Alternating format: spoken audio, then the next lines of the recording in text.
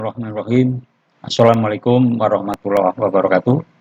Pada kesempatan ini kami ingin menyampaikan materi tentang penyetoran pajak daerah dengan sistem self-assessment. Dalam penggunaan ataupun penerapan perpajakan daerah menggunakan self-assessment ini lebih kepada kepentingan pengusaha, ya kan? Nah, pengusaha itu pada prinsipnya ingin melaksanakan perpajakannya itu ya tentunya dengan mudah, sederhana, cepat, dan akurat. Ya kan? Akurat tentunya ini tidak ada yang salah, baik perhitungannya maupun pencatatannya. Nah, ini yang diharapkan oleh pengusaha. Nah, di dalam penerapan ataupun menggunakan sistem self-assessment itu memang ada ketentuannya. Ada ketentuannya di dalam Undang-Undang ya Nomor 28 Tahun 2009 dan Undang-Undang Nomor 1 Tahun 2022. Nah ini pun didukung atau dalam pelaksanaannya itu ada PP-nya, yaitu PP Nomor 35 Tahun 2023. Ini merupakan PP yang baru ya.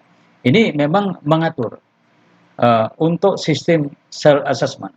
Ini pengusaha itu bisa melakukan menghitung sendiri dan langsung melakukan penyetoran.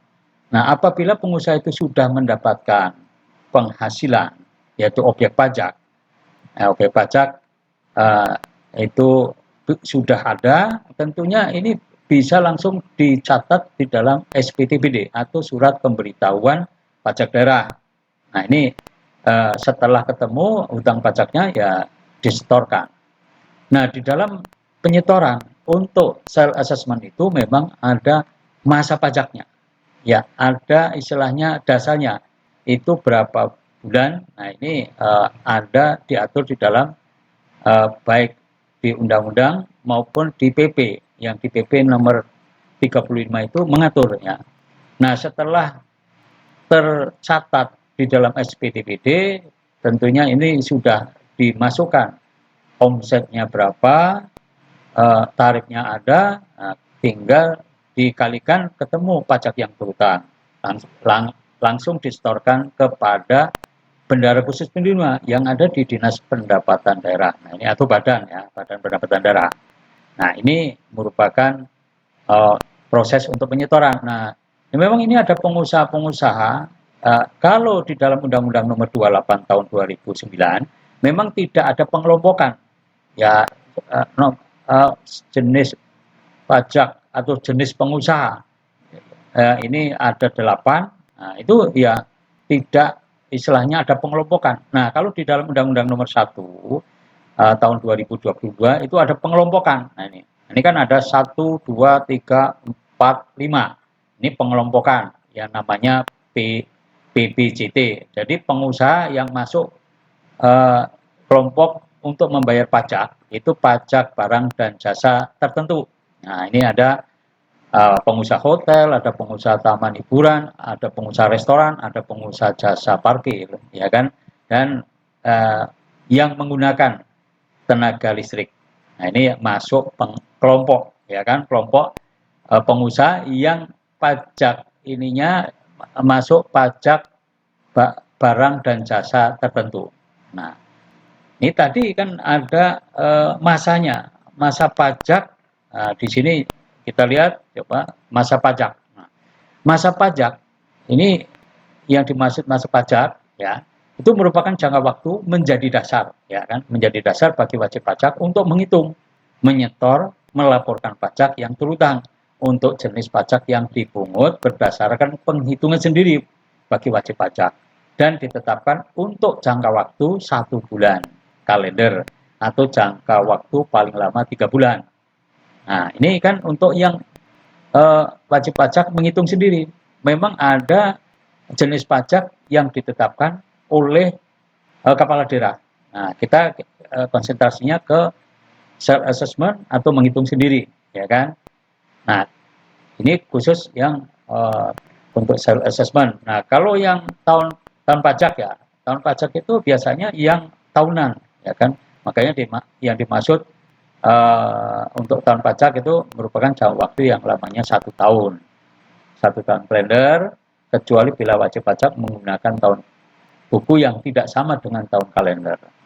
Nah, wajib pajak itu adalah orang pribadi atau badan, ya, meliputi pembayar pajak, pemotong pajak, dan pemungut pajak yang mempunyai hak dan kewajiban perpajakan sesuai dengan ketentuan peraturan perundang-undangan.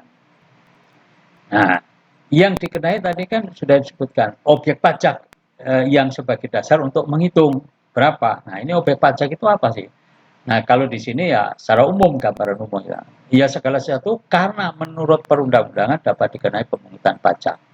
Nah, sesuatu itu tadi ya sesuatu bisa misalnya hotel. Objek pajaknya apa? Ya itu yang dijual itu. Ya kan?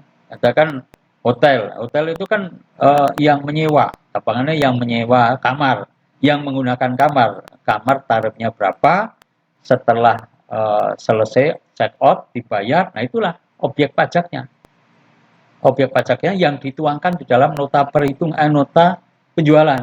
Nah, nanti kalau masa pajak itu kan tadi sudah disebutin 1 bulan. Nah, kalau 1 bulan itu ya berarti terkumpul 1 bulan nota penjualan itu berapa totalnya, yaitu omset tadi.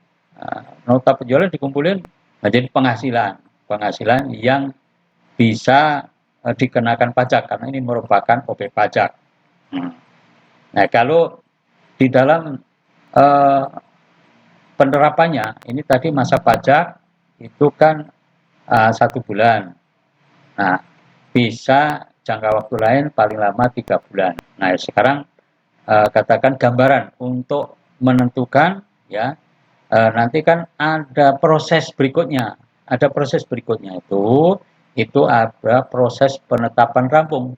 Nah, kenapa kok ada proses penetapan rampung? Ini kan merupakan kepastian hukum. Kalau cuman bayar tidak ada ketetapan, kalau seandainya nanti ada kekeliruan dalam penetapan atau dalam prosesnya, dalam penghitungannya keliru, nah itu tidak bisa langsung ditagih karena dasar menagih itu kan ada ketetapannya dulu. Nah, sekarang prosesnya untuk yang self assessment tadi kan ada masa pajaknya sebagai menghitung ya. Nah, ini masa pajak bulan ke-1. Nah, ini kan untuk 1 bulan. 1 bulan lagi untuk bulan kedua, 1 bulan lagi untuk yang bulan ketiga. Nah, ini kan bulan pertama ini membayar pajak dengan SPTPD tadi. Nah, bayarnya kan pakai SSPPD, ya, surat setoran pajak daerah. Nah, ini pertama setelah disetor, nah ini merupakan setoran massa. Yang pertama, yang kedua menggunakan SSP tadi, dasarnya itu yang jelas tadi ada nota penjualan sama SPTPD. Nah, penyetorannya SSPD. Nah, ini merupakan setoran massa kedua. Nah, berikutnya setoran massa ketiga. Nah, setelah ketiga inilah perlu ada perampungan. Nah, untuk ada kepastian hukumnya. Kalau memang itu kurang atau lebih, ya ditetapkan. Atau nihil, bisa diketahui, oh ini sudah ditetapkan, nihil, ya udah nggak ada proses untuk menagih, tidak ada, ya kan? Atau mengembalikan restitusi, ya nggak ada. Nah, semua setoran massa tadi itu langsung dilaporkan di dalam daftar realisasi setoran massa. Daftar realisasi setoran massa itu kumpulan daripada setoran massa tadi. Nah, untuk melakukan perampungan, ya proses perampungan. Nah, di sini setelah 3 bulan itu dilakukan pemeriksaan lapangan.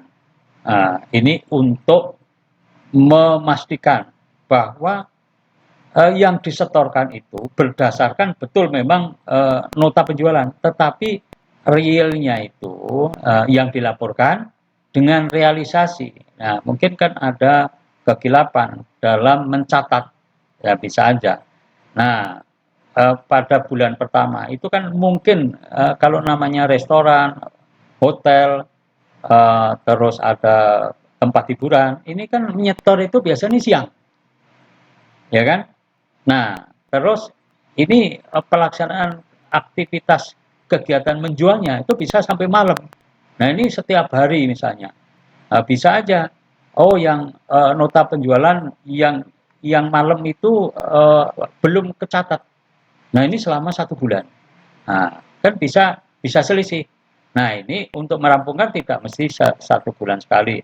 Memang bisa melakukan perhitungan sebulan kali langsung periksa, kedua periksa lagi. Nah, itu berarti rampungnya ya setiap bulan, akhir setiap bulan. Tapi kan menghitungnya itu tidak mesti begitu selesai. Mungkin ada uh, berapa hari jeda. Nah, memang di dalam PP nomor 35 tahun 2023 itu ada ketentuan bahwa masa untuk melakukan penyetoran itu masa pajak pertama habis masanya, masa 1 bulan setoran. Ini ada diberi kelonggaran 10 hari setelah selesai masa pajak, itu 10 hari, paling lama 10 hari, itu harus melakukan setoran. Nah, kalau tidak memang ada konsekuensinya. Nah, itu kembali ke rampung. Nah, setelah 3 bulan, ya, bulan 1, 2, 3, dilakukan cross check. Nah, ini bisa ada yang kelewat, berarti nanti ditentukan berapa selama 3 bulan itu yang harus disetor sebagai wajib pajak, utang pajaknya berapa, nah realnya dengan daftar realisasi setor masa itu berapa, nah ketemu, nah bisa itu kurang bayar, makanya ada SKPD KB, surat ketetapan pajak daerah kurang bayar. Nah, terus mungkin ada dalam mencatat itu bisa aja oh sampai malam memang. Kan ini belum setor tapi nyatet dulu, catat. Ada yang kelewat nyatetnya 2 kali misalnya. Dan ini berjalan terus bisa menjadi lebih bayar. Nah, itu kan nanti itu sudah ketetapan yang bisa dilakukan kalau istilahnya kurang bayar harus. Gitu. Kalau lebih ya itu restitusi. Ini punya hak. Itu sampai istilahnya kalau memang ini bisa ada keberatan dan sebagainya. Nah, yang berikutnya SKPD N, surat ketetapan pajak daerah nihil. Kalau nihil itu udah nggak masalah, tapi secara hukum perpajakan ini memang harus dibikin nihil. Nah, berarti kan sudah pasti hukumnya udah oh nggak ada yang ditagih. Nah, inilah merupakan proses melakukan penyetoran dengan melalui atau menggunakan sistem self assessment. Nah, ini dari pihak pengusaha akan mendapatkan kemudahan, dari pihak Fiskes atau Dinas Pendapatan Daerah atau Badan Pendapatan Daerah yaitu akan melaksanakan tertib administrasi secara baik. Demikian, terima kasih. Assalamualaikum warahmatullahi wabarakatuh.